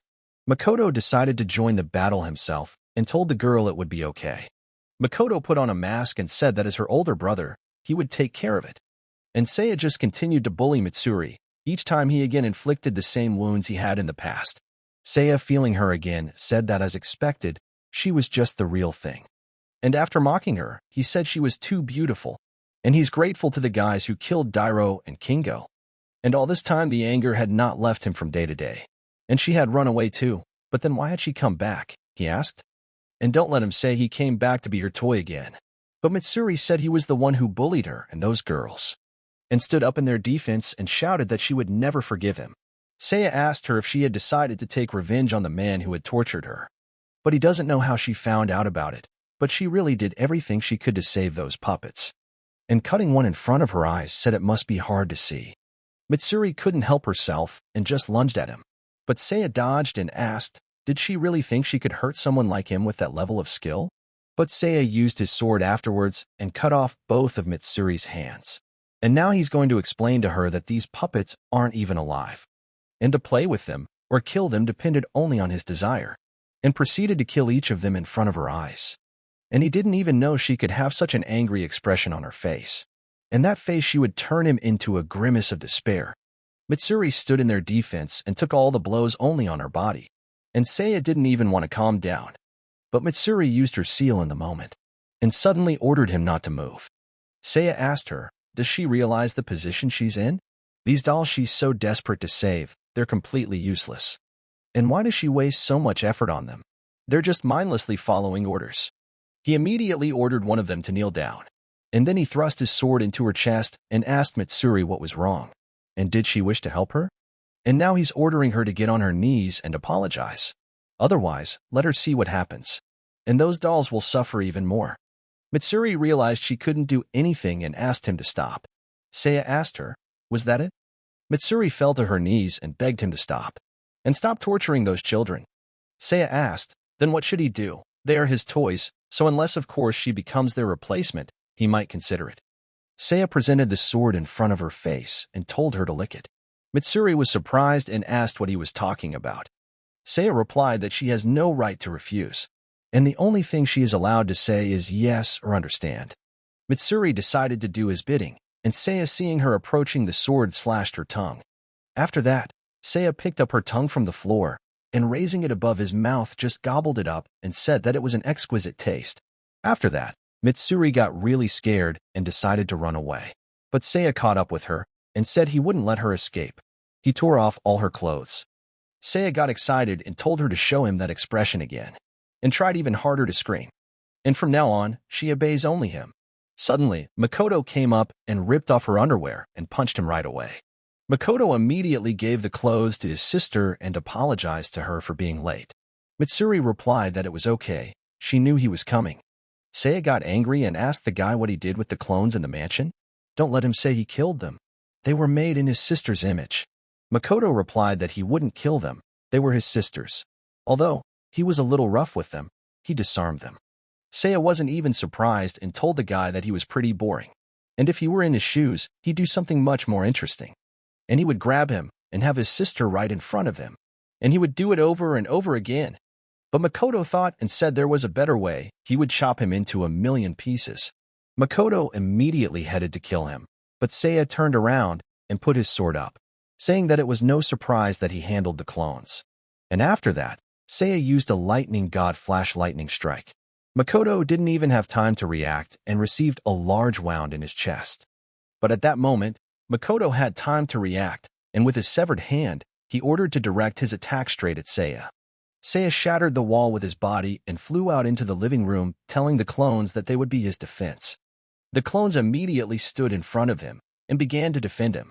Makoto told him that he was hiding behind the girls he used and abused. And it turns out Seiya the Great Knight is just pathetic. Seiya yelled at him to shut his mouth. After all, they're his puppets, and it's none of his business how he's going to use them. Makoto told him to stop talking, and Seiya ordered his clones to grab the guy. Makoto saw that the girls have surrounded him and are trying to finish him off, but he should dodge and not hurt them. But Mitsuri saw this and came out to defend him. But the clones just stood in front of her and wounded her from different sides. Makoto saw this and was scared for her. Before he could react, the clones just grabbed him. Mitsuri screamed for them not to hurt his dear man. Seiya took advantage of this moment and simply plunged his sword into his back with a single blow. Seiya asked his bleeding boyfriend, "Isn't that his precious little sister?" and let him try to protect her. Makoto apologized to his sister for having to endure so much pain. The girl replied that it was her job. Seiya shouted that no, she wasn't. She was just following orders. Makoto turned around afterward at him, and the guy asked, "What was that look? Is he going to run away again?" Seiya launched his attacks and tried to catch the guy. Seiya decided to use a clone and raised his sword above her, shouting that then she would die. Makoto, seeing this, just didn't want to leave her exposed, and running used his body and protected her. Seiya was even more happy about it and said that he wasn't even resisting. Mitsuri saw all of this and was very worried about him, while Seiya said it was the right thing to do, and the more he resisted, the more torture awaited her sis, and used his enhanced sword. Seiya got very close to the guy and used his snake tear, and cutting him in two, said he was anticipating so much fun with his sisters. But Makoto recovered and got out from under him, and asked Seiya what made him think he had one. Seiya was scared and screamed that he was just a walking corpse. The girl was saying at this point that she didn't understand why her brother was putting up with all this to protect them. Makoto asked in response, should there be another reason to protect his sisters? The girls heard his words and all froze for a moment. And Seiya asked, what the hell kind of brother is he? They're just puppets created by White Lotus technology. And no matter how he feels about them, it doesn't change the fact that they're just slaves, and ordered the puppets to kill him. And those who complete the task will receive his favor. But the puppets just stood still and looked at him. Seiya started to get angry and yelled that they were fools, and he actually gave them an order. Let them not ignore him. And then Mitsuri came out and said that now they all realize what they've been going through all this time, and why this man is so protective of them, and who the real enemy is. Seiya realized that they no longer obeyed him and slowly tried to walk away. The clones all at once turned into powerful warriors and all at once said they would protect their little brother. Suddenly, Mitsuri turned around and asked, "What is this?" The girls replied that they are clones of Kiryu Mitsuri, and on a genetic level they are identical, but even a complete copy of the original. And so, they began to see her memories. Mitsuri said she saw how desperate her brother was to protect them. Makoto wondered if maybe the body manipulation skill worked. After all, body manipulation is a skill that allows you to manipulate severed body parts. And probably Mitsuri unknowingly shared her memories with the clones that share her exact genetic appearance with her. Seiya got angry and told them they were just puppets. They belonged only to him. They must act like puppets and obey his orders only. The clones responded that they could not carry out that order. They may not understand what family is, but anyone who tries to hurt this man, their brother, whoever he is, he will become their enemy. Seiya decided to stop communicating and said that enough was enough. After all, he was about to chop them to pieces with his sword. Makoto threw a punch at him and asked if he really thought he was going to let that happen. Seiya didn't have time to react and received a rough and strong punch to the face. He couldn't even do anything. The clones immediately used their weapons and disabled his arms with them. Makoto looked at him and asked him how he could best kill him. Mitsuri stepped forward and asked that they allow her to do so. She promised to take her own revenge on him, and otherwise she wouldn't be able to feel satisfaction. Seiya was already scared and asked them to stop, and asked them not to touch his dignity. But Mitsuri turned out to be very cruel about it and swung her hammer and crushed the guy's bells. Seiya just sobbed in pain after that blow and slowly died. But Mitsuri said that wasn't enough, and she would beat him until he completely lost his voice from screaming. But suddenly Clone came up and asked her if she could wait a moment. The clone said they endured unimaginable pain at his hands. But no, not just them. He's maimed and killed dozens of people, and he must suffer the same. But Mitsuri said no, she wanted him to suffer even more. Makoto came up to her and showed her that he understood her feelings and that they had been through all of this. They had been killed and used over and over again, and she finally realized it. And it was a living hell. And in fact, in the basement of this mansion contained a creature from the dungeon. It's been pumped up with White Lotus technology, and he loves everything that moves. Makoto asked, "Even men?" The clone answered that yes. The hunter that had challenged him before was repulsed by the creature. Makoto turned to Mitsuri, and the girl immediately stopped and understood her brother's words and thoughts, and she thought that would be enough for revenge. Makoto told the clone to show them the way. Once downstairs, they chained Seiya up. Seiya was not happy about this and yelled for them to let him go. But Clone and the others were on the other side of the screen and opened the gate of the scary creature. Seiya saw the creature, immediately realized what was going to happen and asked them not to open. And he didn't ask for that. And with the gates fully open, a modified Orc Emperor stood in front of the guy. Makoto asked with surprise, "An Orc Emperor?" And as he remembered, it was said that one such could spawn an entire country. Clone said that originally, it was assumed that these creatures would only be interested in females. But through modifications of the White Lotus, the use of drugs and other means, it has evolved into something that will reproduce regardless of gender. Makoto saw her sister getting sick and told her she might not look at such a thing. But Mitsuri ordered her clone to let go of the bolt. Seiya had already said goodbye to his life at this point and was only waiting for the end. The orc moved closer to the guy and looked only into his eyes. And Seiya only tried to scare him away with his feet.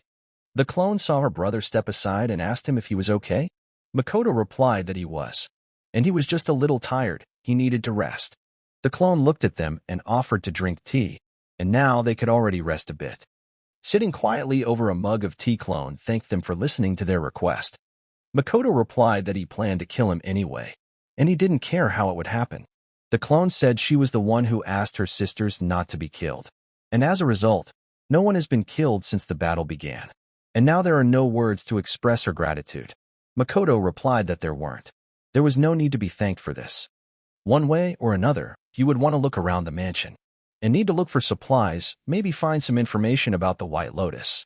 The clone said she understood, and she'll stay here until the end to oversee everything, and ordered the third clone to show everything to her brother. The third turned around and told her brother to follow her. Going up to another floor, Makoto asked her what they were going to do now.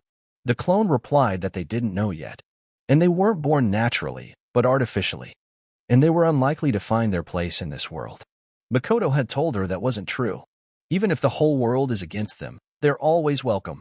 It doesn't even matter how they were born or what they plan to do. They have the right to live. Clone smiled after his words and replied to her brother that he was right. And then she was going to live her best life. But suddenly at this moment, everything suddenly changed, and somehow the third clone lost its head. Makoto didn't even realize what had happened, and thought, why her? And then Hito appeared in front of him, and told the guy that they hadn't seen each other for a long time. Hito immediately asked where Seiya was, but Makoto didn't bother to answer him. Next, the guy said it didn't matter. He wanted to celebrate their touching reunion, but apparently he would have to take care of everything. Hito immediately used a long-range attack and cut his yukai with a single blow. Hito asked him with surprise, had he failed to react? But Makoto was already moving towards him to counterattack. Using his magic fists, he threw the first punch. But Hito easily reacted and dodged it. Hito told the guy he was slow, and slower than he expected actually. After that, Makoto tried another attack, but the guy was faster than him and dodged. Hito decided to attack already and said that his attacks were pointless. As for attacking, that's how it should be done. And with his attack, he destroyed the wall of the house. Makoto lost his arm again in that attack without even feeling it. Afterwards, he told the guy he was a monster. Hito just smiled and replied that it was strange to hear such a thing from an immortal, and told him to make him recover faster. Just then, Makoto applied his powers and saw that his skill was not activated. But Hito said that this sword was enchanted with the holy attribute, and if he hurt him, he wouldn't be able to regenerate for a while. Makoto found himself in an awkward position thinking what should he do? And Hito is different from the others, and he can't win in this state. But anyway, he just needs to make sure Mitsuri can save herself. And it doesn't even matter what happens to him. Makoto asked the guy, how did he know they were here? Hito replied that Seiya had stopped contacting him, so he went to find out what was wrong and met him. And luck seems to be on his side. And he's just lucky. And they're not so lucky, he supposes. He wants Makoto to answer his question. He said earlier, they, all together. And now it's coming out. His sister is here too. Hito started to leave and told him not to worry. He's not going to avenge his comrades. And in fact, he's thankful they killed them. Makoto was surprised and asked what the jerk was talking about. Seiya opened his hand and replied that they had killed them and thus raised his level even more. So if he killed them now, his level would rise even faster. Makoto asked him, is he out of his mind? Hito replied that he didn't even know, and with his speed he stabbed the guy's chest. Immediately afterward, his level began to increase. Hito rejoiced and shouted that this was it. And that trembling feeling. It's just beautiful. But Makoto suddenly got his powers again and grabbed his legs with both hands. Makoto threatened him that he would kill him. Hito replied that it was simply impossible, and applied his shrine to the sacred realm. After that, Hito approached him and told him that he was weak, and with his level, he can't even touch him. Makoto immediately noticed that the regeneration wasn't keeping up with him. But Hito said he didn't care who, him or his sister, the main thing was getting leveled up in them. And lastly, he said he would give him a choice. If he would obediently follow him, his sister would be safe. And if he resists, he'll tie him up, and he'll grab his little sister too. Makoto asked him if he was lying. Hito replied that of course, it was up to his decision. Makoto accepted that and told him to take him with him. And he asked him to spare his sister. Hito started laughing and asked the guy, did he have no pride at all? But that's fine. He'll spare his sister, but only this time and for this spectacle. Suddenly Hito changed his mind and looked into his eyes and said he was lying. And he would finish her off, of course. Makoto got angry and yelled no, and immediately flew to fight him again and finish him off once and for all. Unexpectedly after that, clones immediately appeared and all together attacked him from different directions. The clone ordered her girls to protect her baby brother. Hito looked over and wondered if there were more left. Did Seiya really care about them? Clone walked up to her little brother and asked if he was okay, but Makoto told them to stop and said they couldn't handle him. But Hito got there before him and destroyed several clones in one blow without even waving a hand. The girl said she realizes they can't win, but she thinks she can buy enough time for them. Before he could even react, Hito heard their words and immediately set his sights on them. The clone said they saved them from hell, and now it was their turn to help them, and used her teleportation magic. Hito didn't even have time to touch them, and when he opened his eyes he saw only a bright light in front of him that was slowly fading away. Hito was surprised and asked with surprise, teleportation magic? And realized to use teleportation, you need a lot of magic power like Hosa. But the clone who applied it just fell to the ground and didn't move anymore. And Hito said it was a nuisance. Clone got to his feet after that and said that no matter how many were here, you needed to know the abilities they possessed. Hito remembered that he even had a thought, using them and then just throwing them away. And now he understood the very essence of their abilities. And now, super high soul energy, out comes this biological bomb utilizing the magical power of the original. And in fact, Clone is now very grateful to her brother and Mitsuri. Using that magic stone, she blew up the house. But after him, it was Hosa turn. She is the most beautiful member of the White Lotus Guild, and her appearance leaves no man indifferent, and all of them, without exception, find themselves at her feet. But only those who know her personally know what lies beneath the pretty exterior. Opening the bathroom door, the men would just lose their drinks, for her true face was far more frightening than anything else in the world. 6 months ago, she walked into a room where the system said her identity was confirmed. She walked into the room and was very curious about how many interesting things they had already collected. When she saw that the system was already at 50%, she got very excited. After all, she could use a little more speed. But suddenly she notices that the process has been interrupted.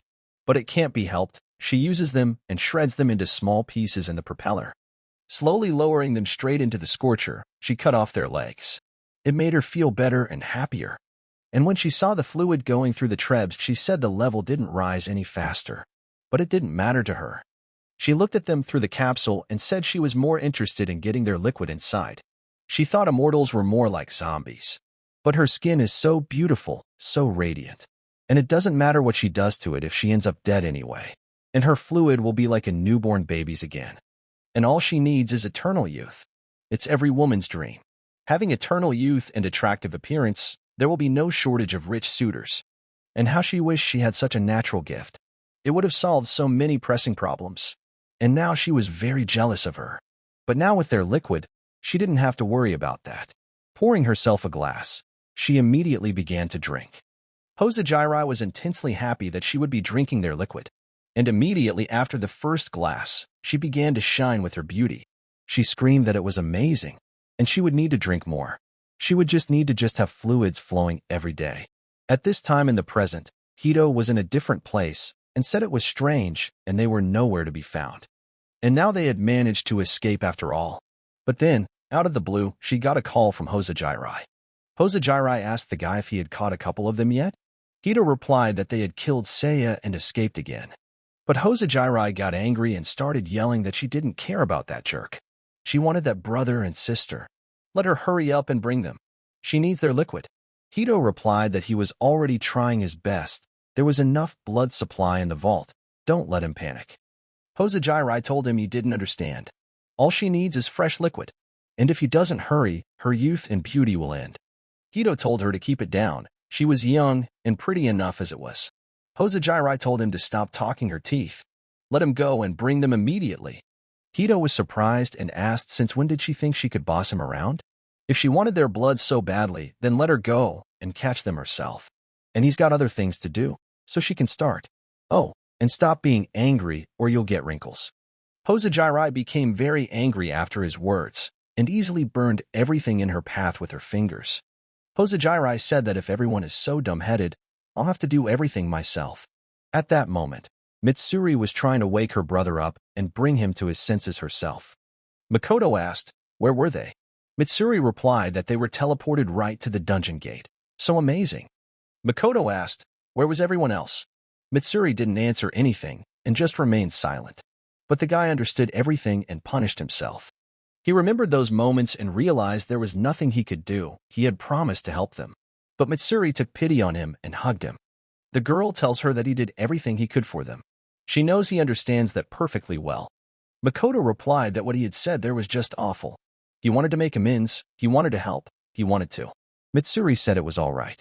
Through her, her brother's feelings were transmitted to everyone. And that's why, in the end, everyone took their side. And the feelings that were passed from everyone to everyone, let him live for all of them. Makoto became very frustrated with himself and cried out that he was weak, and he wants to become stronger. Mitsuri replied that she did too. and offered him to become stronger together. Setting off, Mitsuri told her brother that while he was unconscious, the White Lotus managed to release another statement about them. Makoto asked, did she mean about them killing Seiya? The girl replied that it wasn't just that. Mitsuri looked and said that the reward for them had been increased tenfold. 5 billion per person. Makoto looked at it and said a very huge amount. Now there would just be a huge number of people looking for them. And they need to get out of the dungeon. There could be traces of teleportation magic here. And suddenly seeing a white light in front of her, Mitsuri said that was the way out. But Makoto told her to stop. Slowly looking closer, he saw that some strange monster had suddenly appeared at the end of the tunnel. But on the other side was a real huge and strong dragon that sensed them.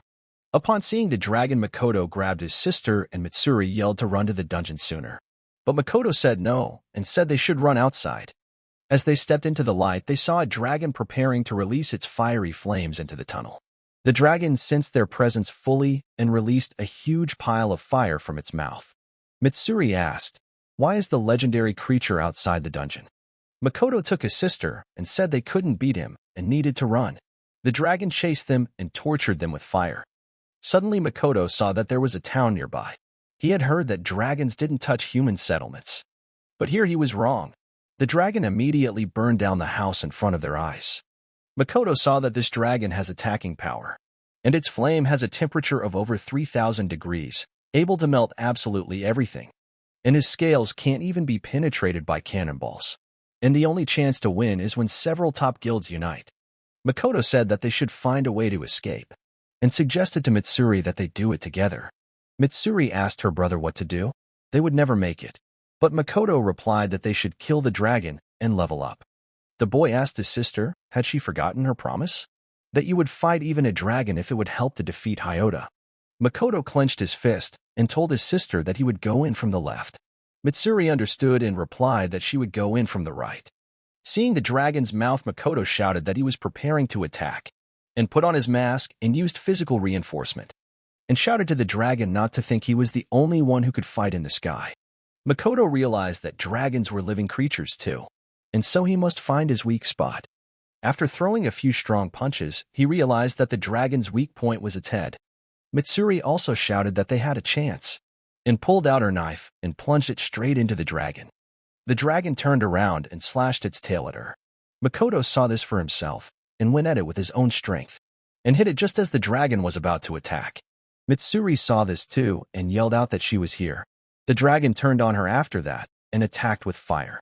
But the girl used defense and tried to reflect. But suddenly she noticed that the dragon's flame had changed and realized it was powered by magic. Here she remembered all the moments with the clones and told herself that she had to be stronger for their sake. Without thinking, she took a knife in her hands and cut off her arm. She looked at Makoto and said it wasn't over. Makoto said, as expected from dragon flames, this was the first time his bones had simply melted. Makoto didn't let the wound spread further down his body and ripped it away with his bare hands. After that, he gave the order to his hand for them to deliver their blows. The dragon was unable to dodge and was injured. Makoto was only at a distance and giving orders. Mitsuri also saw that this magic was more powerful and decided to try it too. Taking matters into her own hands, she immediately used the fire black flame magic. The dragon didn't expect it and started attacking back again. Makoto's thoughts immediately gave orders to his hands to put everything in its place. He realized that the force of his fist alone would not be able to break the dragon's scales, and it was necessary to deform his body. Next, strike at one point. Making a sharp weapon from his hands, he delivered a devastating blow to the dragon's head. Suddenly after that, Makoto only saw his level start to increase.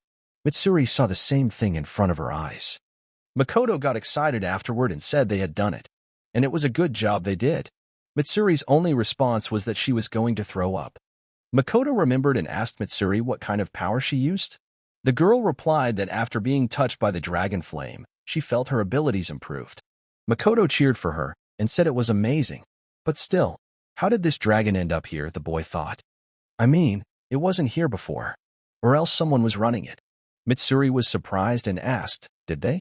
Makoto answered, his eyes glittering with a pale pink light. And that was the magic of hypnosis. That would explain his behavior and his appearance here. Mitsuri asked, but who was cruel enough to do such a thing? It must be that woman. Hosa. Suddenly looking up at the sky, they saw that the birds were scared of something and were trying to fly away from here. But looking closer in the distance, they saw that the dragons were coming at them, and their masters were on top of them. Immediately, two guys descended from the dragon right in front of them and were already holding weapons. Makoto looked over and saw that these people were being manhandled as well. The mercenaries immediately wouldn't talk to them, and one of them attacked Mitsuri. But Mitsuri reacted in time and deflected his blow. But Makoto didn't just let it go and threw his fists at him. And after this, he saw a white light appear in front of them, and raising his head, he saw that the dragon would attack them. Releasing his flame into them, Makoto picked up his sister and threw himself over to the other side. Makoto said that this dragon had a more powerful breath than the one they had seen before. Mitsuri asked if that meant their location had been revealed. Makoto replied that he assumed it did. Looking around, he saw that a bunch of mercenaries had surrounded them from different directions and they were found. Makoto told his sister that he was taking on the dragons, and she would let her deal with the hunters. Mitsuri asked, "They're just being driven, right?" Makoto replied that yes, but after the last fight, there was almost no strength left. And he tells her to keep her head down, and he'll handle them on his own. Mitsuri wondered if this was normal. After all, she was letting him take it all on his shoulders again. Just then she remembered everything again and told her brother to stop. And she had relaxed too much under his protection. But this is wrong. And now she decided that she would no longer hide behind her back. She stepped forward and said that this was their common cause. Mitsuri immediately took on the guys and used her fire bullets against them. And Makoto just decided to skip between them and get to the dragons so they wouldn't interfere with the battle. But Makoto saw that there was a dragon behind them that was about to attack, and got right in front of it. After tearing his body apart, Makoto didn't hesitate and used body manipulation, and directed his second body part at the dragon. The dragon didn't think twice and just ate his body. And after that, Makoto used his poison. The dragon felt an immediate pain inside him and slowly died. And Makoto said, apologizing, "They don't have time at all." But the system didn't leave him unrewarded and immediately raised his level a few notches higher. Makoto rejoiced and said that they needed to get this over with as quickly as possible. But in the meantime, Mitsuri was fighting the mercenaries, and she was doing very well. Mitsuri dodged their blow every time, and even managed to attack back. But suddenly Mitsuri yelled out that there were too many of them, and she was out of time. But suddenly in a moment, a mercenary came up from behind and thrust his sword into her. After that, they all came at her at once and started slashing her from different directions. She realized that there were too many of them, and she would not be able to handle them. But she pulled herself together and decided that she needed to focus, and used a blast of black flame. Mitsuri blasted them all at once and said enough is enough. And if you start treatment immediately, you can avoid the consequences. She saw with her own eyes that they were enslaved by the mania of manipulation, and they follow orders, even with one foot in the grave. But suddenly she saw the mercenaries start to slowly walk away. She thought it was strange. Makoto also asked what was going on in the first place. Suddenly, the mercenaries fell into formation and another portal opened in front of them. Mitsuri immediately said, as it was supposed to be her. And after saying that, Hosa came out of the portal and said that she had found them. Makoto asked, did she come alone? And even without Hyota? Hosa replied that she alone was enough to handle them. Makoto asked her why she had come here. Hosa replied that it was too tiring to maintain hypnosis at that distance. She was tired. Makoto said she was pretty brave to come to them without Hyota. The girl replied that she thought she would be quite enough for them. Mitsuri couldn't stand it and yelled for them to stop talking already, and immediately attacked her with her black flame. But Hosa used her magic before her attack to place mercenaries to take over everything. The mage said it was convenient, living walls. Mitsuri couldn't stand it and asked what human lives meant to them at all. Hosa asked with surprise, human life? But after the mercenaries died, she replied that it was exactly nothing. Because she's strong and beautiful. She has everything she wants. And everything else is just garbage to her. Mitsuri shouted that all human lives are equally important. Hosa replied that she was a naive little babe. And how sweet that is. Just like an innocent little flower. And she would be very sorry to spoil it. Hosa decided not to talk further and used her thunder beam. From her attack, everything around began to spin, and even the rock could not withstand such pressure. It ended up disconnecting brother and sister in different directions. Makoto wasn't even thinking about himself at that moment, only his sister. But Hosa said she would worry about herself first. Makoto suddenly turned in her direction and Hosa kissed him on the lips, applying hypnosis. Mitsuri was downstairs at that moment and saw that her brother was now out of breath. After all, Hosa had hugged him like her toy. Hosa said she was so curious. How can they keep young forever without doing anything for it? After that, she also started licking him with her tongue. But Mitsuri saw this and jumped on her and yelled at her not to touch her brother. But pulling out her knife, she tried to finish her off. But Hosa just took it and put her brother in front of her. Mitsuri was just confused after that and asked how so? Hosa just started to say that she had stuck the knife into her brother's stomach with her own hands. But Mitsuri immediately came to her senses and attacked her again. But Hosa used Makoto and attacked back with it. Mitsuri had time to react and was yelling at her brother to wake up. Did he forget what they were fighting for? Hosa interrupted her and replied that it was useless, and the hypnosis could only be removed by her. There was another option to kill her, though. After her words, she immediately ordered Makoto to start a fight with his own sister.